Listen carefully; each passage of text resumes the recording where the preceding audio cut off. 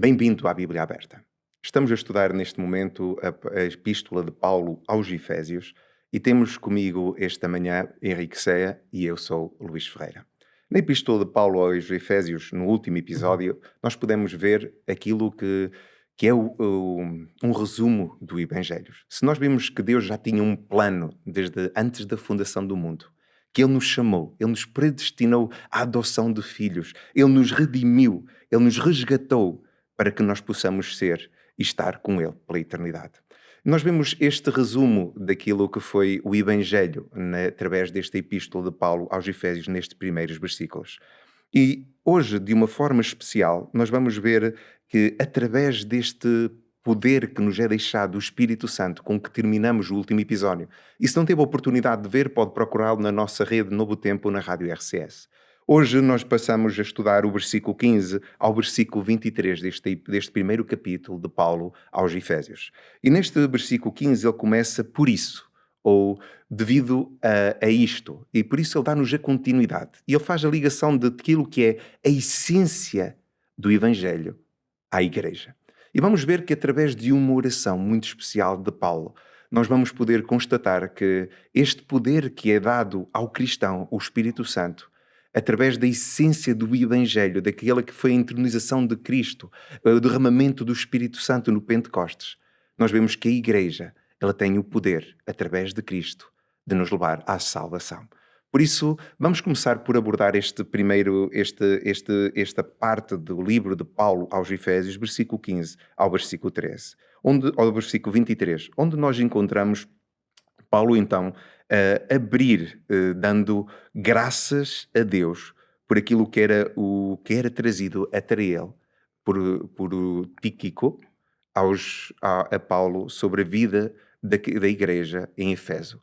Henrique, ao olharmos para este versículo 16, nós vemos que Paulo diz que não para de fazer menção dos Efésios, da igreja, nas suas orações. Nós reparamos aqui que para Paulo a oração não era apenas um pormenor, um detalhe. Como é que nós compreendemos isso? Luiz, quero mencionar que Paulo realmente é um grande pastor. Tinha uma preocupação imensa por dois grupos de pessoas que estavam na igreja de Éfeso. Primeiramente, aqueles que são judeus e aqueles que não lo eram. E especialmente me lembro aqui no capítulo 1 e o verso 13, aqueles que haviam aceitado a salvação no Senhor. E agora participavam de um grupo especial, essa igreja, os novos conversos. E o verso 15, antes de mencionar o 16, olha que coisa interessante. Diz: por isso também eu tenho ouvido a fé que há entre vós no Senhor Jesus e o amor para com todos os santos. Pablo se alegrava especialmente porque esse grupo de judeus e não judeus, eles estavam vivendo uma vida de fé, uma vida de amor. E é uma alegria imensa porque, assim como mencionaste, Luiz, no capítulo, eu abro aqui minha Bíblia, no capítulo 6, o verso 21 e 22, diz que especialmente que Tíquico era aquele que levava as notícias de Pablo para eles e de eles para Pablo. Então, nós vemos aqui que iniciando este momento, antes do verso 16, encontramos essa alegria de Paulo. Saber que a igreja estava indo bem. Isto, E por isso motivou a oração, a que nós vamos entrar agora. sim, e isso mostra que de alguma forma a oração tinha um tal poder também entre os próprios crentes em Éfeso, porque nós vemos que numa sociedade marcada por várias divindades, por um ocultismo, até por um demonismo, não é? Que nós podemos observar, por uma forma de culto até sensual ou adúltera, nós vemos que a igreja, ela estava ali. E Paulo, ele agradece a Deus por eles compreenderem isso, não é? E fazerem dessa parte da sua vida também uma vida de oração. É Paulo Sim. que diz, orai sem cessar, não é? Nesse sentido de procurar ter aberta a nossa mente à intervenção do Espírito. E se ele começa por dar Uhum. graças pela forma, o testemunho que este têm trazido, a seguir a oração de Paulo, ela vai tomar um novo rumo.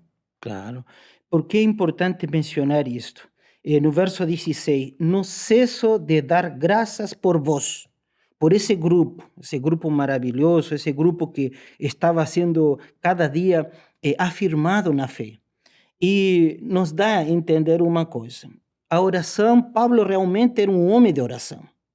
E toda pessoa que é de oração é diferente. Fazer oração ou não fazer, fazer ou não fazer oração faz muita diferença. E Paulo era a base de seu ministério, no centro de seu ministério, primeiro Cristo, mas essa comunhão com Cristo através da oração. Mas não qualquer tipo de oração, porque nós temos orações onde fazemos pedido, mas aqui vemos que Paulo faz orações de gratidão. Uhum. Então, como é bom agradecer a Deus. Quando me imagino assim, você acorda e você já conversa com Deus e em vez de conversar com Deus, pede, pede, pede.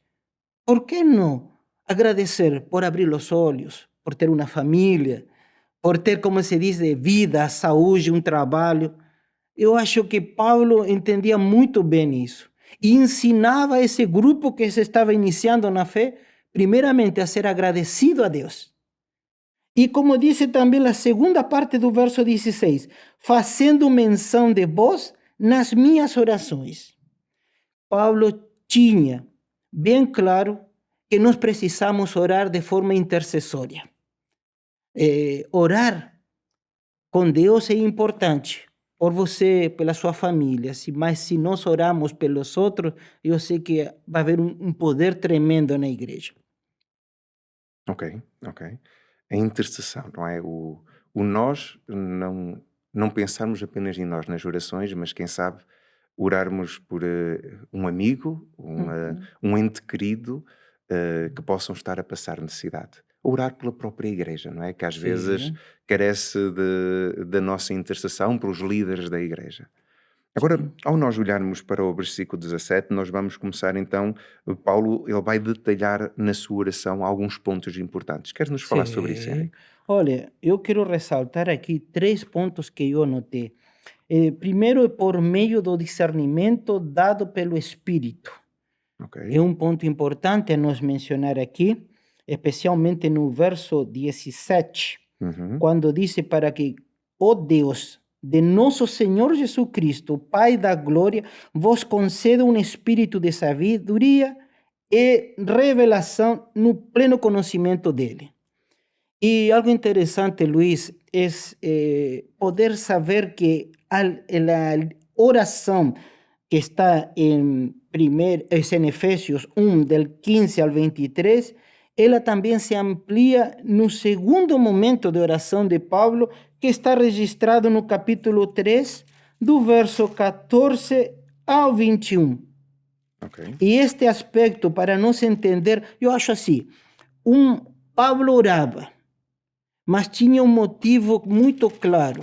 Ele orava para que as pessoas, esse grupo que estava mencionando, novo na fé, Deus possa conceder o espírito de sabedoria e revelação nele. Mas qual é esse espírito de sabedoria e revelação?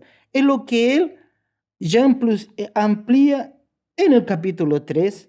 Olha para nós o verso aqui 16. Para que, segundo a riqueza da sua glória, vos conceda que sejais fortalecidos no poder, mediante o Espírito, no homem interior. Assim habite Cristo em vosso coração pela fé, estando vos arraigados e alicerçados em amor, a fim de compreender ok, com todos os santos, qual é a largura, o comprimento e a altura e a profundidade de quem? De Cristo, Do amor de Cristo, do não é? amor de Cristo. Então, o que acontece? Nesse primeiro pedido que eu vejo aqui, do verso 17 ao verso 23, Paulo faz 3 pedidos, e o primeiro disso é que o Espírito conceda a esses novos crentes o entendimento em Cristo. esse espírito de sabedoria, poder aumentar a graça do conhecimento de Cristo para que eles sejam fortalecidos na fé. Ok. Entendeu?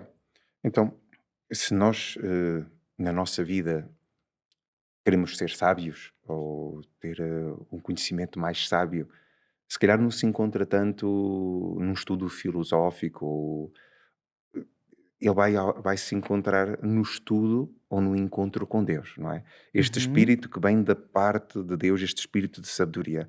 Este é o mesmo espírito que na verdade, Paulo, um pouco acima, no versículo 13, ele acaba por nos dizer que nós fomos selados com o Espírito Santo da promessa, não é? Isso E mesmo. que este é o penhor até da nossa herança. Este espírito, ele vai nos dar a sabedoria e o conhecimento necessário para nós podermos fazer o nosso percurso cristão aqui nesta terra, Uhum. de saber discernir o que é certo, o que é errado. Sim. Repara que logo no versículo 18 ele diz-nos que ele vamos ser iluminados os olhos do nosso coração para sabermos qual é a esperança do seu chamado, não é? Aqui continuamos naquela noção que logo no início do capítulo Paulo Sim.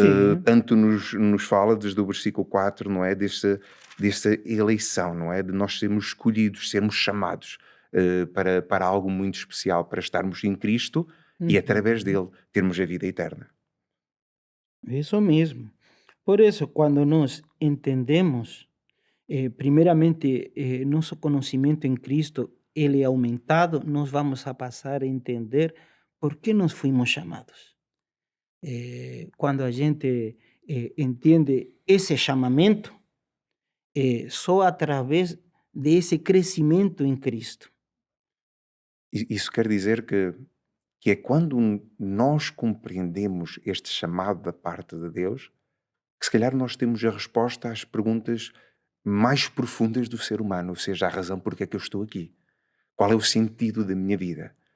Qual é o propósito por o qual eu vivo? Se na minha vida eu não sei a razão porque eu estou aqui, a razão porque eu existo, se eu não compreendo o porquê, qual é o plano para a minha vida, o sentido, porque é que eu estou aqui, é na compreensão deste chamado da parte de Deus, com este espírito que Ele quer, na verdade, derramar sobre mim, nos convidar a aceitarmos essa dádiva que Ele nos dá de nos tornarmos seus filhos, Uhum. que na verdade nós conseguimos compreender Eh, esse sentido para a nossa existência, não é? sim. E olha que interessante del verso 18, após dessa qual é a esperança de seu chamamento, diz assim: qual a riqueza da glória da sua herança nos santos. Ok? Nós somos chamados. Eu vou mencionar. Eu creio que Deus nos chamou para ser testemunhas dele. Uhum. Quando nós entramos a conhecer a Cristo, na intimidade, no estudo da Bíblia, na oração, nós vemos um crescimento na graça. Para quê? Porque aqui diz o texto, herança nos santos, não herança dos santos. Ou seja, neste estudo aqui podemos entender que nós somos herança, mas de quem? Dele. Se nós somos chamados a ser testemunhas, se nós somos chamados a ser representantes, eu me imagino que seremos como uns troféus, tanto aqui nesta terra como na eternidade. Imaginem aí, o Senhor vai transformando nossas vidas e depois eu tenho aqui minha vida antiga sem Cristo e minha vida nova com Cristo.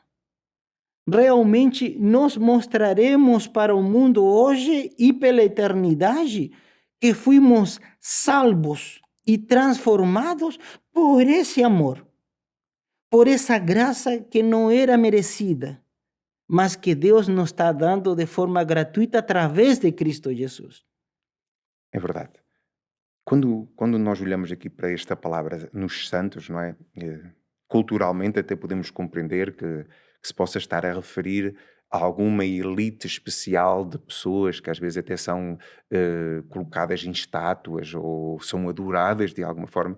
Mas quando nós olhamos aqui a herança nos santos, não é isso, pois não. Não é isso que Uhum. Paulo, no pensamento paulino, quando nós olhamos para os santos, estamos a falar naqueles que creem, naqueles que Sim. aceitam o chamado de serem tornados filhos de de Deus. E Deus. ele faz essa menção em vários lugares. Daí esta herança nos santos, ele nos falar até no início do capítulo, de nós estarmos até sentados, não é, nas regiões espirituais. Repara que logo no versículo 3 ele dizia-nos: bendito o Deus e Pai do nosso Senhor Jesus Cristo, que nos tem abençoado com toda a sorte de bênçãos espirituais nas regiões celestiais em Cristo. E é curioso que logo a seguir, no Uhum. versículo 20, ele vai nos falar sobre a mesma temática, ou seja, está enquadrando aquilo que são essas bênçãos, o qual exerceu ele em Cristo, ressuscitando dentre os mortos e fazendo-o sentar à sua direita nos lugares celestiais. É porque Cristo está lá, Uhum. à direita do Pai, no lugar celestial, que na verdade nós temos acesso a essa virtude que nos é dada do Espírito Santo. Repara que nós certamente vamos falar um pouco mais à frente até da sua entronização de Cristo, não é? E deste significado do derramamento do Espírito que Paulo ele vem aqui fazer alusão neste espírito de conhecimento, não é? De espírito de Sim. sabedoria. Eu vejo aqui também, por exemplo, Luís, diz assim no verso 19, a qual a suprema grandeza de seu poder para com os que cremos, segundo a eficácia da força de seu poder, e qual exerceu em Cristo.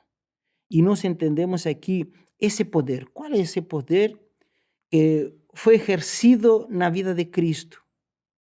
Que quando nós aceitamos a Cristo, esse poder é passado para nós. Aqui entra uma frase que diz assim: ressuscitándolo de entre os mortos.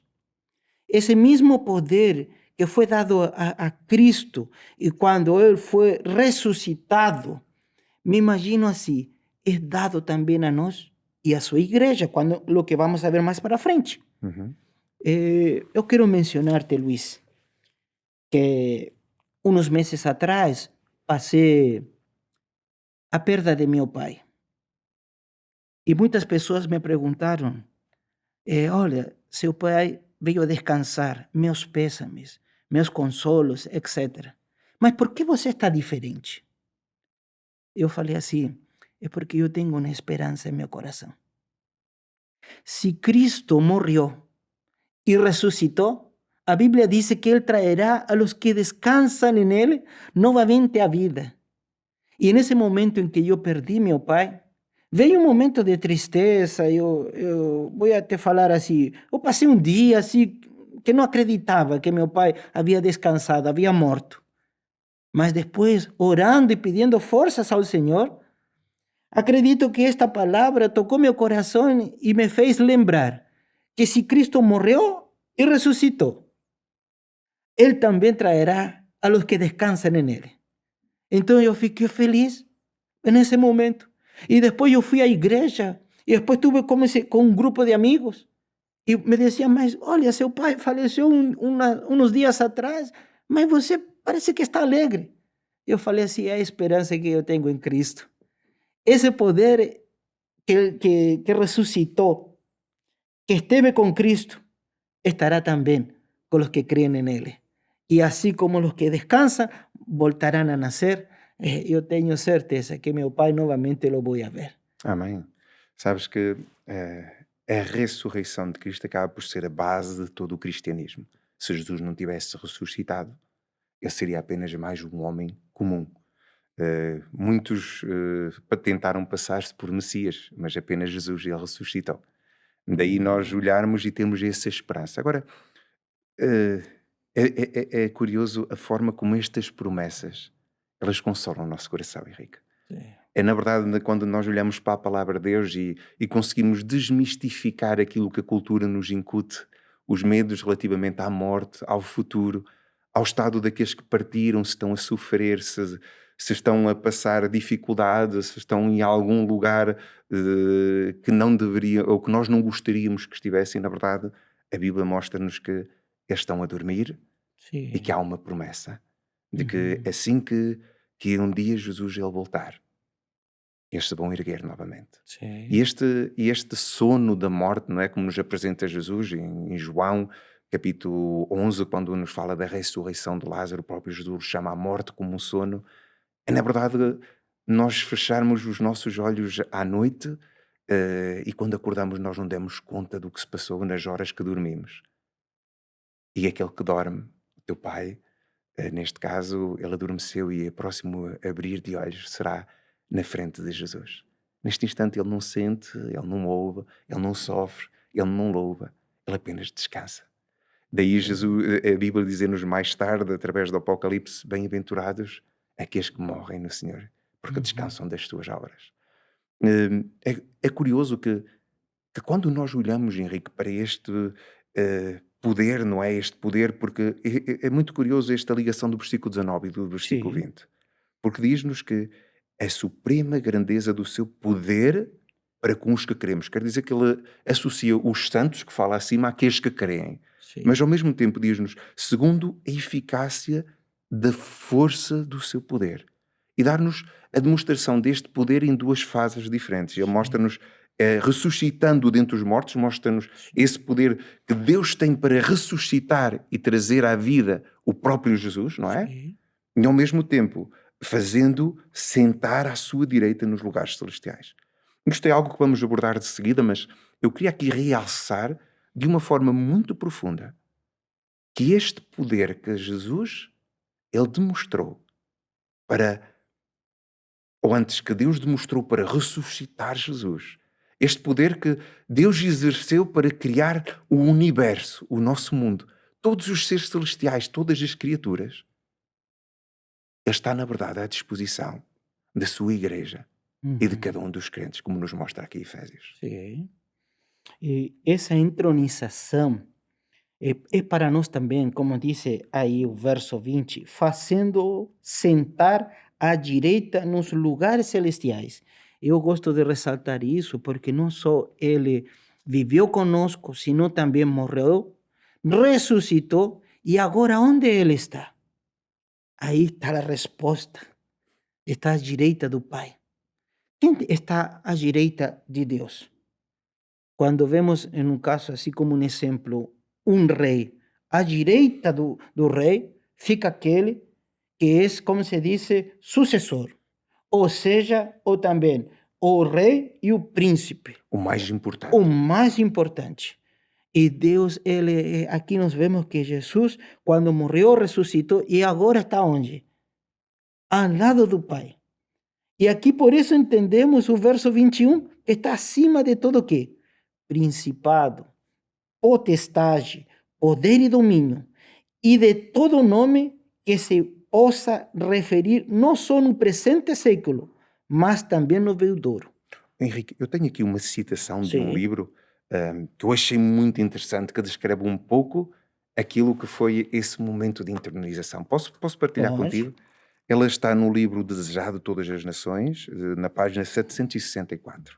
Ele diz assim: quando os braços do Pai envolvem o Filho e é dada a ordem, e todos os anjos de Deus o adorem, isto está em Hebreus 1,6, Sim, com inexprimível alegria, governantes, principados, potestades, eles reconhecem a supremacia do príncipe da vida. A hoste dos anjos prostra-se perante ele, enquanto a alegre aclamação enche todas as cortes celestiais. Apocalipse 5,12 diz Jesus: digno é o Cordeiro que foi morto, de receber o poder e riquezas e sabedoria sim. e força e honra e glória e ações de graças.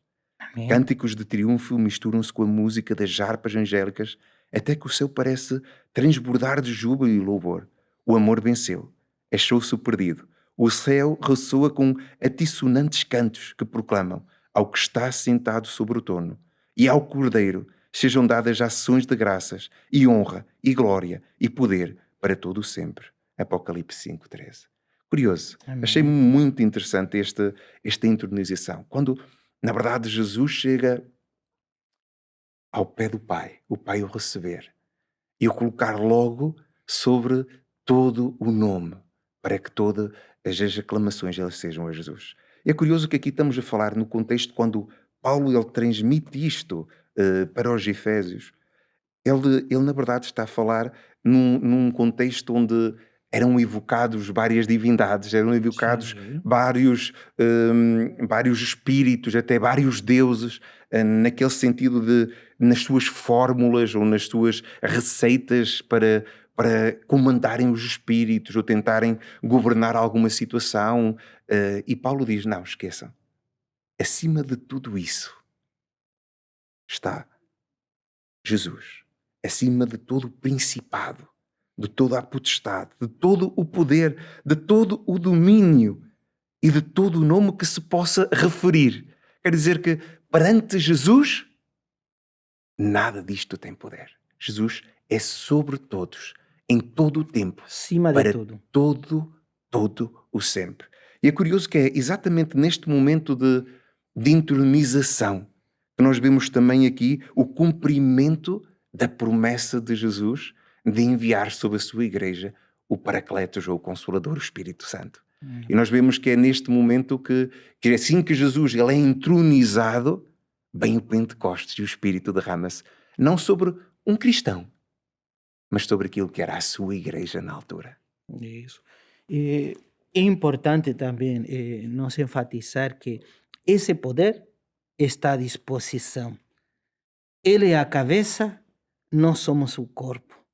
E assim como ele tinha poder, ele nos oferece esse poder para nós vencermos aqui nesta terra, não por nossos méritos, mas com a ajuda de Deus nós podemos vencer aqui as tentações. E isso eu acho assim algo tremendo que Paulo quer mostrar pelo fato de que, olhando o contexto que estava Éfeso, a igreja, a cidade, as tentações, as dificuldades, as provações, ele ora. E essa é a oração que nós vemos aqui. Primeiro, agradecido porque eles estão bem. Mas Paulo também sabe que vai chegar momentos difíceis na vida deles. E aí ele tem que orar. Orar. Primeiro, agradecer por tudo, como coloca aqui Paulo.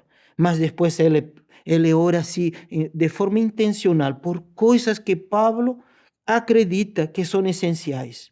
Lo essencial é que Deus conceda o Espírito a eles, Espírito Santo em sua vida, que cresçam no conhecimento de Cristo, que tenham fé que esse poder também que ressuscitou, que transforma as coisas mortas em vida, agora a igreja possa falar assim, olha, não estamos sozinhos. Esse poder está conosco, e esse poder é o Espírito Santo.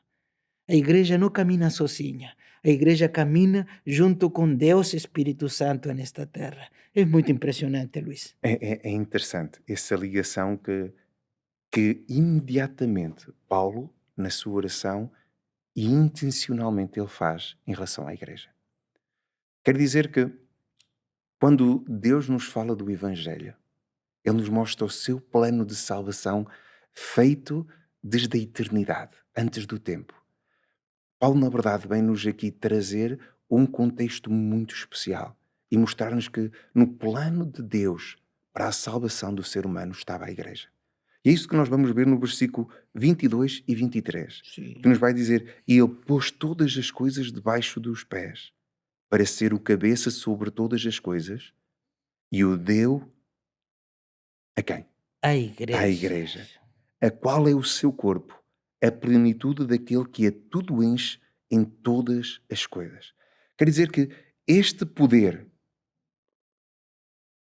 que Jesus tem sobre todo o principado, potestade, sobre todo o governo, sobre todo o domínio,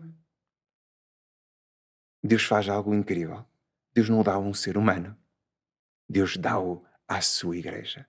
Quer isto dizer que neste grande conflito cósmico, como nós temos vindo a falar e que Efésios vai abordar de uma forma plena, nesta luta entre o bem e o mal que passa nos bastidores deste mundo, que na verdade, ao nós vermos as dificuldades que o povo vivia na altura, como falava já um bocado, Sim. das atrações do mundo, dos convites, das solicitações, das distrações, nós olhamos aqui para Paulo a mostrar-nos que a forma que o Deus escolheu no seu plano, porque Deus não é apanhado de surpresa, porque Ele é omnisciente.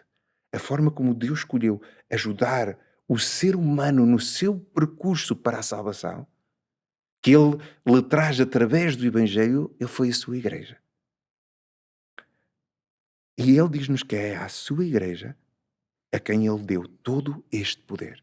É curioso que nós nos Evangelhos vemos Jesus a dizer que ele vai dar este poder para que se possam submeter as autoridades, para que possa abrir até as chaves da vida eterna, que ele vai mostrar até a autoridade das decisões que são tomadas pela igreja. Elas estão muitas vezes em congruência, ou seja, já foram tomadas antes pelo próprio Deus, e ver esta ligação completa que existe e tão direta do próprio Cristo à igreja, que ele diz, ele é o seu corpo. A ligação, um corpo não pode existir sem cabeça. Não pode andar, não pode caminhar, não pode viver. E mostra esta ligação direta da importância da igreja no seu plano da salvação. Isso. Essa metáfora é muito interessante, porque a cabeça e o corpo nos denota uma coisa só. Ainda mais, não sabemos que a cabeça comanda o corpo. Então também nos ensina outra coisa. Se nós queremos movimentar-nos, andar, temos que poder ter essa ligação muito clara. Que é o que sabe, que é o que Deus quer em nossa vida? Que é o que, qual é a vontade do Senhor? E por isso esse crescimento que Pablo enfatizou aqui. Falando assim, Efésios, vocês que são novos na fé, vocês estão em uma igreja, estão unidos em amor, vocês estão crescendo na fé, mas cresçam especialmente em Cristo. Cristo é a base, é o centro. E Pablo fala assim, para vocês experimentarem esse poder, ele fala assim, orem, estudem, busquem a Jesus. E tenho certeza que vai haver esse crescimento e vão poder experimentar esse poder. Entender o que é a ressurreição, a entronização e a função da igreja nesta terra. É curioso que ele diz que ele deu este poder à igreja, não é? O seu corpo. Sim, Se nós formos ao capítulo 3, o versículo 10, diz-nos que é pela igreja a multiforme sabedoria de Deus se torna conhecida. Que é interessante que há um bocado falavas naquela questão de sermos sim, testemunhas, não é? sim. De sermos essas luzes para o mundo. Agora dos principados e das potestades nos lugares celestiais. E repara que na oração que há um bocado partilhavas também neste Sim, capítulo 3, no versículo 10, ele mostra-nos que através do Espírito nós vamos conhecer o amor de Deus que excede o conhecimento. Quer dizer que é algo que nós não podemos compreender a não ser que nós vivamos. É como, às vezes, repara que as pessoas, elas questionam a existência de um Deus. Elas questionam a necessidade de um Deus. Eu não posso saber se a tua laranja ela é amarga, se ela é doce, se ela sabe bem ou se ela sabe mal, se eu não a provo. E aqui o convite que, na verdade, ele nos deixa desta oração é conhecer. A dar-nos a sim. oportunidade de ir ao encontro.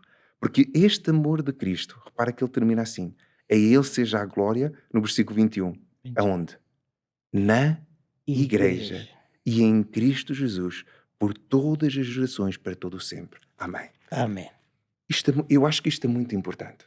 Nós vivemos numa época em que a cultura envolvente, nós vemos cada vez mais nos cinemas, a saírem filmes, a saírem séries sobre super-heróis, superpoderes, às vezes transmitidos geneticamente, outras vezes por mutação, outras vezes concedidos, outras vezes adquiridos através de algo muito específico. Nós vemos aqui que nesta época onde a sociedade vive de uma forma à procura de algo, porque ao nós assistirmos a isso, ao vermos essa necessidade de algo superior, ou de algo que vem fazer a diferença, algo que vem vencer o mal, porque todas as histórias de super-heróis, elas têm uma luta entre o mal e o bem, nós olhamos para este superpoder, que eu acho que é um poder que nem o super-homem, nem qualquer homem ou mulher naturalmente adquiriu, mas é algo que ele quer dar a cada um de nós. O poder de Deus que, repara, diz-nos o texto bíblico, ele mostrou o poder para ressuscitar a Jesus dentre os mortos. Ele mostra um poder que está acima de todos os outros poderes que possam existir. Todos os principados, todas as potestades, todos os domínios. E Deus, como dizia já há pouco, Ele diz, eu tenho à tua disposição. É só pedi-lo. Quer dizer que no plano de Deus, para a minha salvação, Deus coloca a igreja. A igreja ela não nasce como o fruto da filosofia ou das ciências humanas. Ela não nasce como uma tentativa de reunir os seres humanos à volta de algo, de um desejo ou de procura de alguma solução. É o próprio Jesus que, na verdade, cria a igreja. Mateus 16. Repara que as próprias Escrituras elas estabelecem e mostram-nos a forma do seu funcionamento. Neste plano de salvação para o cristão, para o crente, a igreja tem um papel fundamental. Quer isso dizer, se de alguma forma eu sou cristão e penso que eu posso viver a minha vida sem a igreja, eu na verdade estou a tentar combater um exército Uhum. cheio de militares de alta performance. Mas aqui quando nós falamos até na visão de um grande conflito, nós estamos a falar quase como de um bebé, de uma figura ridícula, de um bebé tentar enfrentar um homem forte, adulto. O homem vai não só subjugar pela força, mas facilmente manipula uma criança, manipula e tem sobre... Ele sobrepõe-se à criança em todas as coisas. E nós estamos aqui a falar do ser humano contra as hostes angélicas que, a nível de poder, de sabedoria, de conhecimento, nós somos algo que nós não conseguimos comparar. Nós somos pequenos. Nós às vezes pensamos que temos a capacidade de resistir à tentação por nós mesmos ou de enfrentar os nossos vícios, os problemas da nossa vida, as dificuldades que conseguimos vencer por nós mesmos no nosso passado, porque às vezes até a cultura nos diz que a força está em nós. Ou basta através de umas fórmulas, ou de umas pedras, ou de o conhecimento de alguma coisa, que nos vai trazer, na verdade, a força que nós necessitamos para vencer ou deixar, mas é que vamos por reparar a continuidade de uma vida que, em vez de nos trazer a paz plena, nos traz a infelicidade e a tristeza. E ao olhar para este texto, Henrique, Uhum. eu vejo que Deus não quer que nós estejamos na luta sozinha.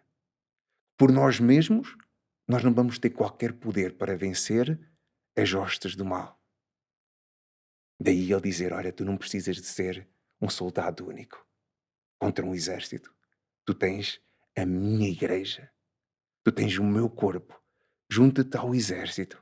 Em conjunto, nós conseguimos vencer as hostes do mal. Uhum. Este poder, como tu dizias há pouco, ele vem-se fazer com que nós possamos vencer qualquer vício, qualquer problema, qualquer tristeza. Nós vamos nos mostrar que este poder tem a capacidade de, na verdade, permitir-nos avançar em relação ao nosso passado.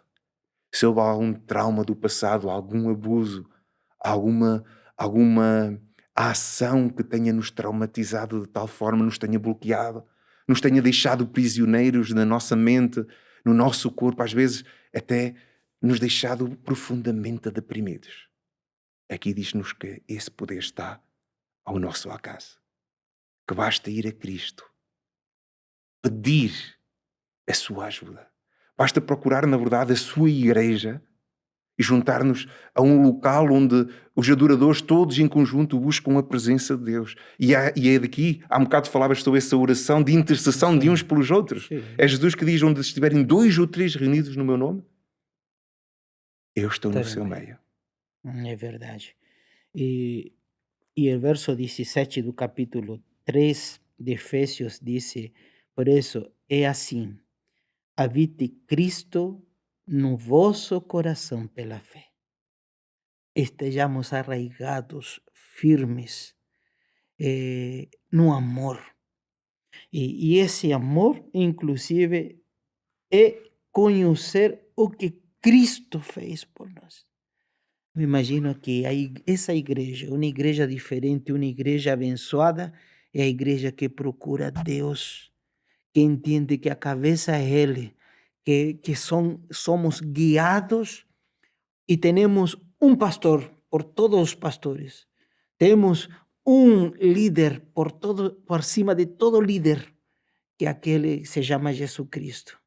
E entender o amor, o que Ele fez pela sua igreja, que é o que Ele fez pela humanidade. Realmente, aqui diz como dice el texto, que excede todo entendimiento, para que sejais tomados de toda a plenitude de Deus. Quando nós entendemos o que Cristo fez, quando entendemos o amor de Deus, nós vamos a entender o plano de Deus, a plenitude de Deus. E isso eu fico assim alegre, feliz, porque temos um Deus que nos ama e fez tudo para nos salvar.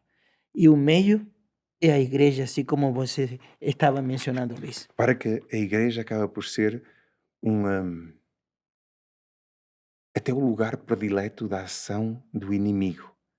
Nós vemos no capítulo 12 do Apocalipse, no versículo 17, eu estava-te a escutar, Sim, e diz-nos que se irou o dragão contra a mulher e foi isso. pelejar contra os restantes da sua descendência, os que guardam os mandamentos de Deus e têm o testemunho de Jesus. Repara que, ao abordar esta visão da igreja, ele mostra-nos que o dragão, ou seja, as hostes do mal, e este Apocalipse, capítulo 12, ele mostra-nos quem é o dragão, ele diz-nos que se chama o diabo, a antiga serpente, no versículo 9. Sim, E diz-nos que ele se vai irar contra a sua igreja. Mas aqui, se calhar, temos uma imagem de qual é a sua igreja. Aqueles que guardam os mandamentos de Deus e têm o testemunho de Jesus. Quer dizer que, ao eu procurar a igreja, no meio de uma sociedade, se na altura existiam muitas divindades em Éfeso, nós estamos numa altura em que, se calhar, não existem muitas divindades, continuam a existir, certamente, na cultura, sim. mas também existem uma grande quantidade de igrejas cristãs. E a recomendação que a Bíblia nos diz quando nós procuramos uma igreja é que nós procuremos a sua igreja. E aquilo que nos deixa como suas características, recordas-te o que era? Sim, Quais é que eram? que eran as características que guarden los mandamientos de Dios, como dice aquí, guarden los mandamientos de Dios y tengan un testimonio de Jesús. E tenho o testemunho de Jesus.